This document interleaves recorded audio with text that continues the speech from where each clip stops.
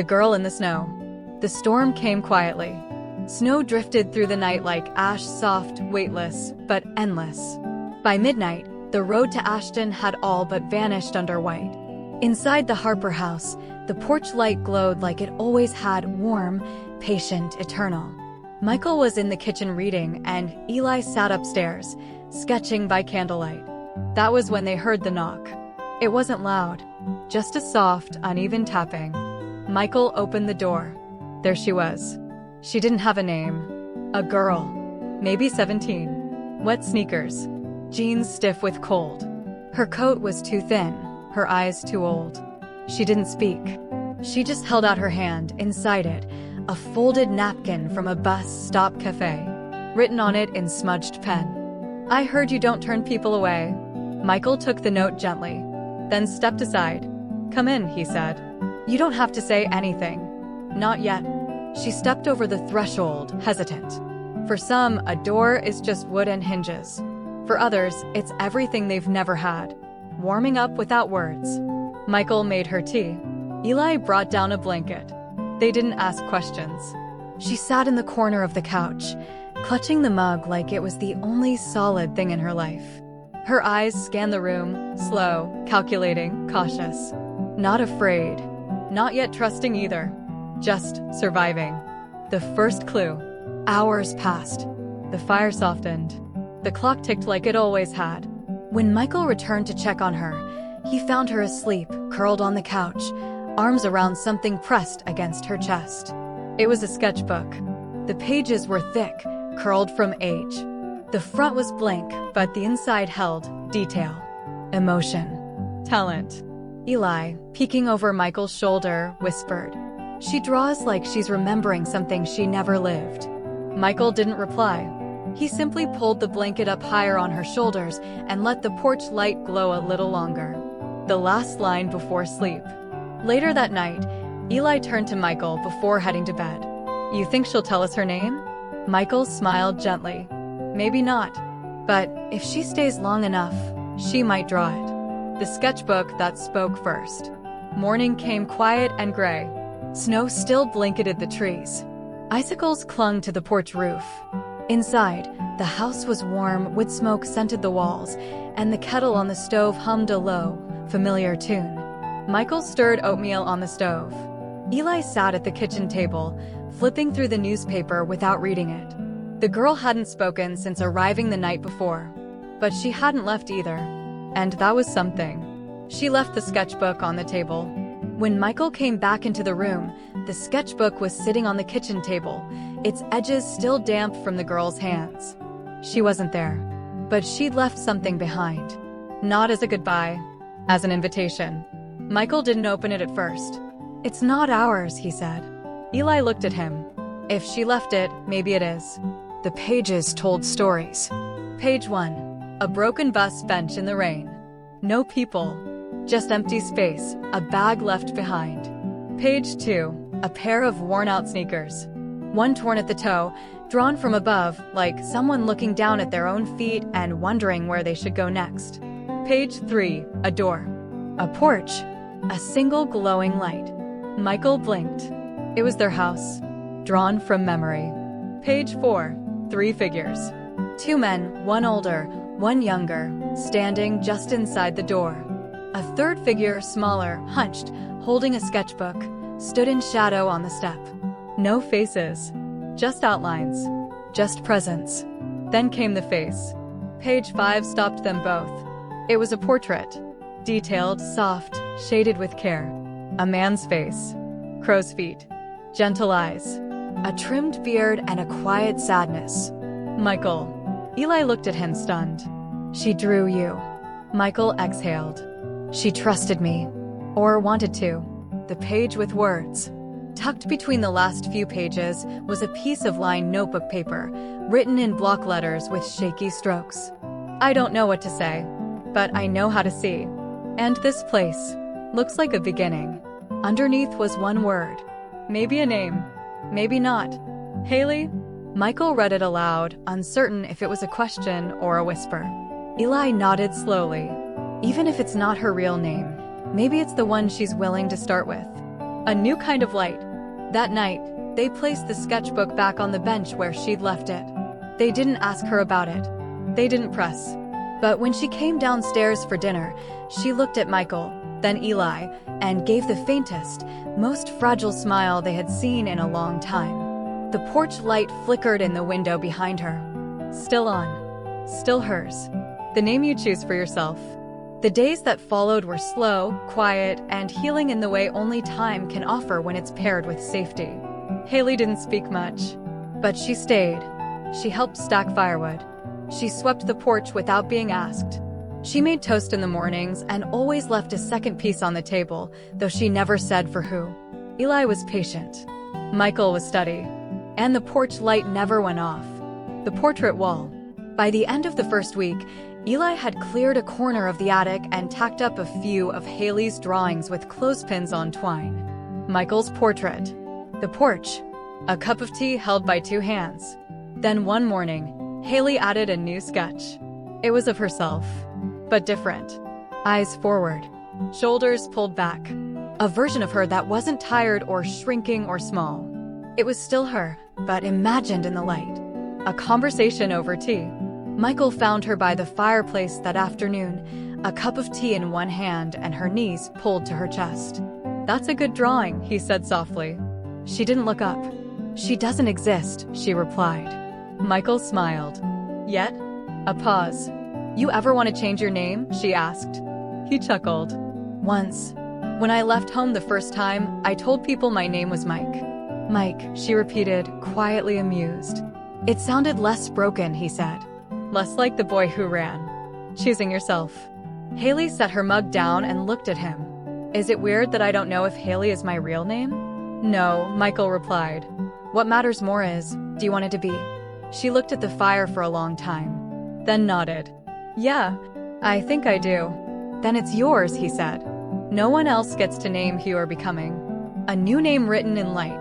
That evening, Eli found a folded piece of paper on his sketch table. On it, Hailey had drawn a door. Not their porch this time, but one with flowers on each side. A welcome mat. A mailbox with a name handwritten on it. Hailey. Not printed. Not signed. Declared. Michael hung it above the kitchen counter the next morning. "So she knows," he said, "that we see her. Not just the pieces of her story, but her." The porch light stayed on. But now, it wasn't just waiting. It was naming the house home. The woman in the red coat. The knock came just after noon. Michael had just finished making soup. Eli was chopping wood in the backyard. Hailey sat by the living room window, sketching quietly, a scene of two chairs on a porch with one always empty. The knock came again. Michael opened the door. She was tall, older, wrapped in a long red wool coat that had seen better winters.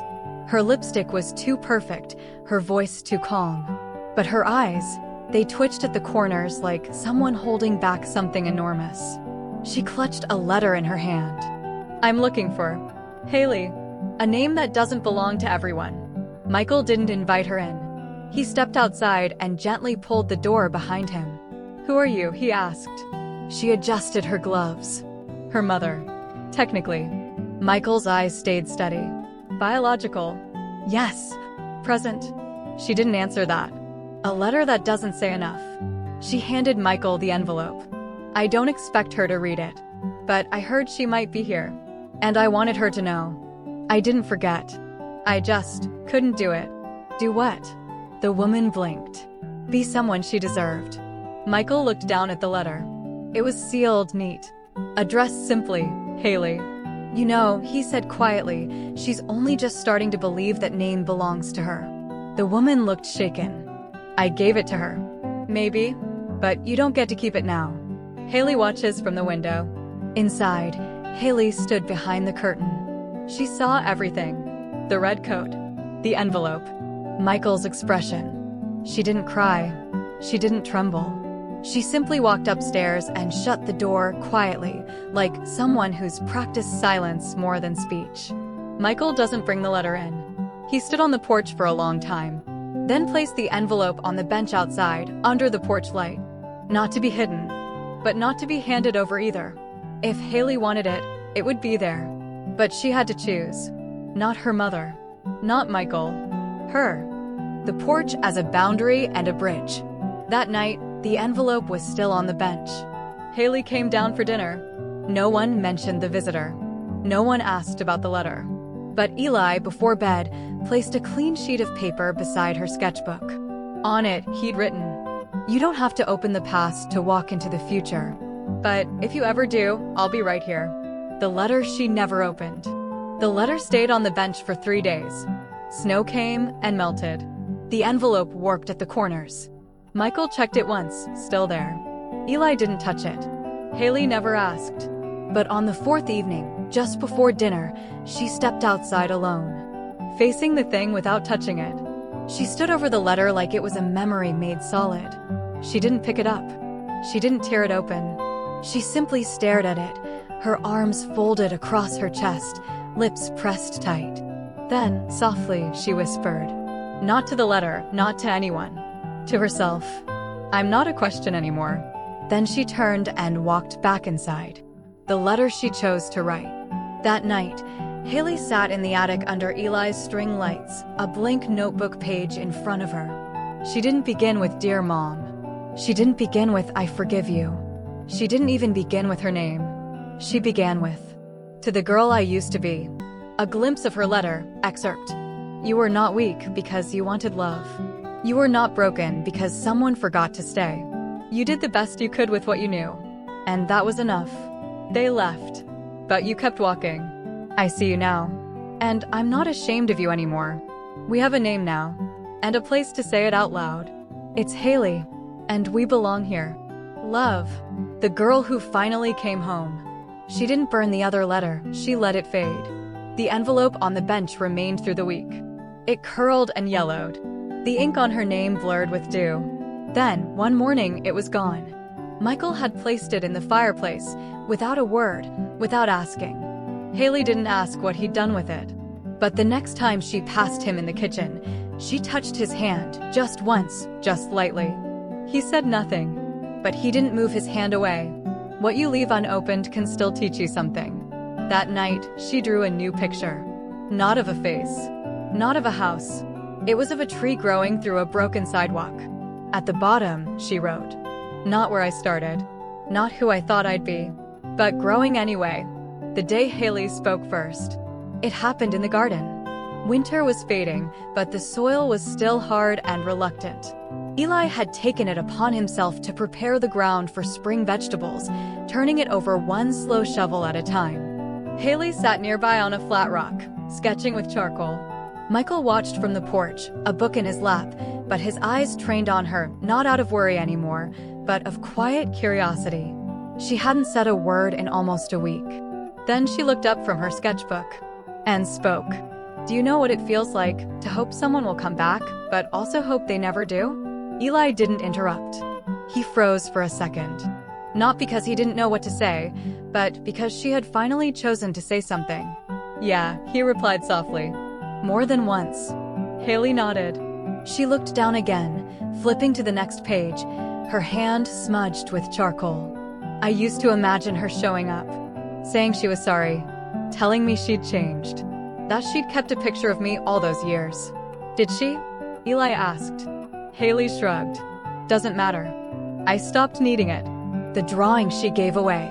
Later that evening, she walked into the kitchen and handed Michael a sheet torn from her sketchbook. It was a drawing of 3 people sitting at a table. No one was smiling, but everyone was facing each other, and the light above the table glowed like a sun trying to rise. "This was the first dinner I stayed for," she said. "I didn't say anything that night, but I heard everything." Michael held the picture like it was glass. "You're an artist," he said. Hailey shook her head. "I'm still figuring out what I am. But I think this is how I remember the truth. Some lights are lit with words, others with silence." That night, Michael wrote a note and pinned it to the kitchen corkboard, just beneath Hailey's drawing. It read, "She doesn't need to tell the whole story, just the parts she's ready to carry out loud." Eli, reading it later, smiled, then added his own note underneath. "Some of us were never taught how to speak softly. She's teaching us now." The letter she writes to a stranger. The idea came on a rainy afternoon. Michael had brought down the old wooden letterbox, the same one his father had used for decades. It still held unsent words, stories half-written, truths folded into yellowing pages. Hailey asked about it.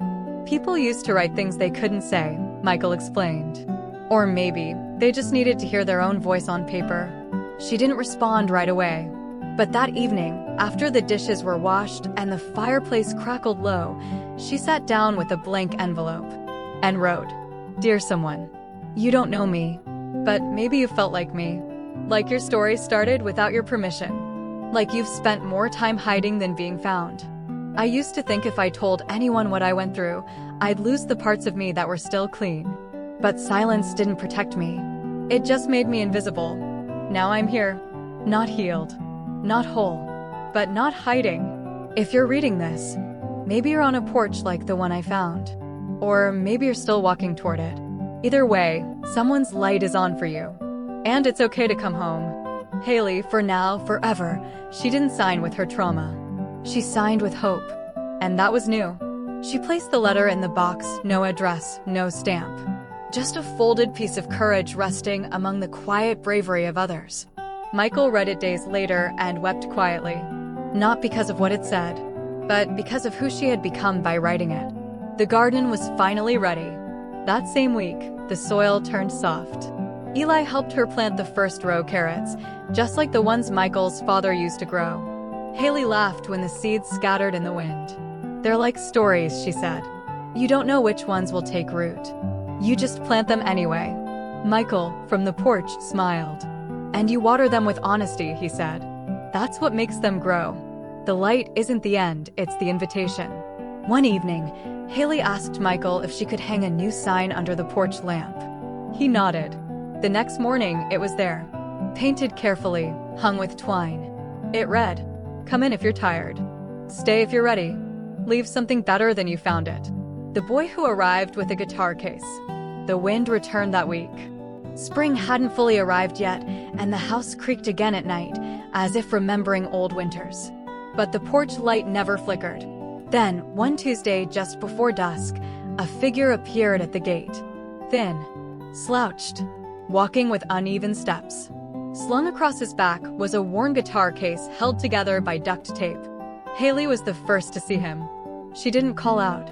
She just stepped off the porch, walked toward the gate, and waited. He didn't speak. Not a single word.